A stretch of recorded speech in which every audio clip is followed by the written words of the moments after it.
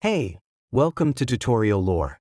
The Santander Mobile Banking app is designed to provide users with convenient access to their accounts, offering features such as balance checks, fund transfers, and bill payments. This video explains the app's functionalities, user feedback, and areas where it excels or falls short. The app allows users to log in using biometric authentication methods like Touch ID or Face ID, enhancing security and ease of access.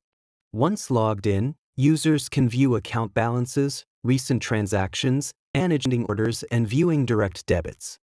Security measures include one-time passcodes sent via text for setting up new payees and changing payment references.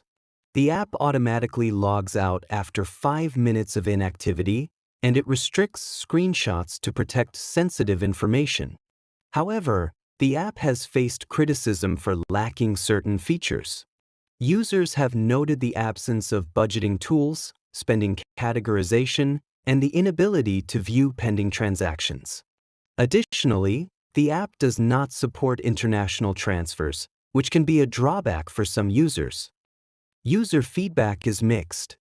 While some appreciate the app's functionality and security features, others report issues such as login problems, slow loading times, and occasional glitches to access their accounts or make payments. In conclusion, the Santander Mobile Banking app offers a range of features that cater to everyday banking needs, with strong security protocols in place. However, its limitations in functionality and occasional technical issues may affect user experience. If you don't understand something or have any questions, leave a comment below. This is not a commercial or paid promotion, but an informational video. I do not intend to violate any copyright restrictions.